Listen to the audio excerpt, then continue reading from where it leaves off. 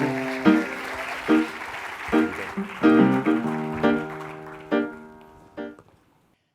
nervous breakdown happened on a Wednesday. I was 16 and I couldn't get out of the car. 5 minutes before the first bell, I was in the senior parking lot and I couldn't get myself to move.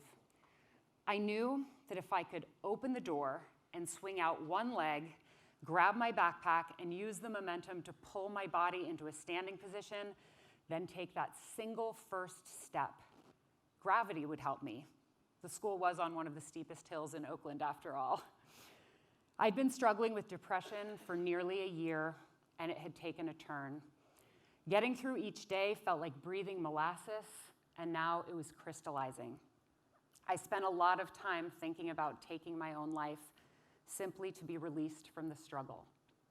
I did get down the hill that day, but I actually don't remember much beyond the pep talk I gave myself in the car. I know I made it to my locker in the downstairs hallway, and I slumped against it where I would remain until mid-afternoon. I do vaguely remember that I could see my reflection in the vending machine against the opposite wall. I was eye level with a bag of peanut M&Ms offered for 55 cents, and at one point I made a guttural noise, some version of a laugh, because it occurred to me that I wasn't sure that I was worth even that much. Somehow I made it to the guidance counselor's office and my parents were called. I didn't go back to school for more than a week.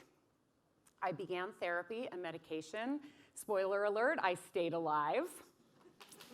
Thank you. But the word potential haunted me. It felt like a slur. You could accomplish so much more sounded a lot like you're not good enough. Fighting my depression, even with the help of my new toolbox, was basically a full-time, full-energy job. I did not need to hear that I wasn't enough. Sometimes people would even tell me that I needed to decide to be happier, that I had power over my emotions, that I could choose to be less depressed. I wasn't having it. This was my identity. In an early example of branding, my email address was thesadgirl@aol.com. What those people didn't see, and maybe even I didn't see, was that I actually already had decided I wanted to be happier. How do I know? Because I was doing the work to make it happen. It took a long time to get a handle on my depression, but I did because I decided. Now, let me be perfectly clear. Deciding to be happy is not a thing. It's not enough. But deciding to do the work to get happier, that's what mattered. That whole year, I'd been fighting to survive. I was working. In doing so, I developed emotional muscles that eventually led me to thrive. Now, as an adult, my capacity for joy is immense, and I credit those very muscles. The brain is a weird thing. The amount of power we have to adjust our own brain chemistry is wild. I'm no neurologist, but I am a one-woman study in the practice of practicing and the example of the difference it can make. I'm a survivor of crippling depression. What does this have to do with practice? Everything. For the average human being, surviving comes naturally. Deciding not to die isn't a choice. When it becomes a choice, the decision to stay alive becomes something to practice. And every time I practiced not dying, I got better at it. I didn't know I was practicing, but I was. And every repetition of that decision made me stronger. At some point, I stopped thinking about dying 100 times a day. At some point, I stopped thinking about it once a day. Now, I rarely think about staying alive as a decision I have to consciously make. But if it does pop up, and it does, I have a very practiced reaction. I am great at staying alive. Conversely, someone who's never experienced debilitating depression, who faces it for the first time, wouldn't know how to navigate that decision. The messaging we get from our brains that says, hurt yourself, is so convincing, it's as real as needing to eat when we're hungry.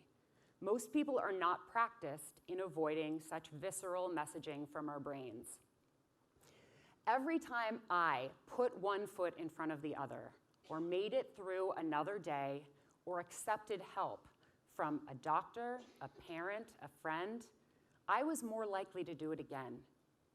I mentioned emotional muscles before. I use fitness metaphors a lot to talk about this.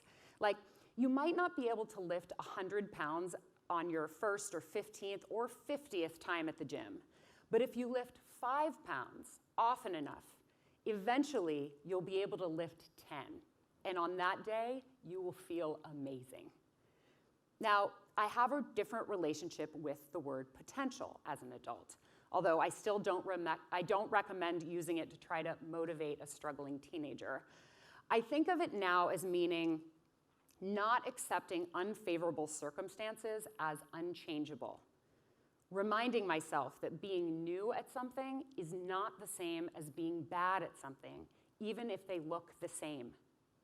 Celebrating progress, not perfection, and asking myself, how can I use what is in my control to combat what is out of my control? I have a sign posted prominently in my apartment that says, I can do hard things. This is my reminder that practice will make me stronger. Muscles, real or figurative, are not built through taking the effortless path. If we want to become resilient, we must push our limits of what feels easy. Sometimes we get to choose those battles, and sometimes they choose us. I expect I'll never again in my life doubt my ability to survive. That's because I've been practicing regularly for 25 years. I'm not cured of my depression. I'm just not defined by it anymore. Changing my email address helped. Instead of being the sad girl, I reframed my identity into someone always fighting to find my happiness. I think of depression now as a passenger. She's always with me. Sometimes she tries to steal the wheel, but I know how to get it back.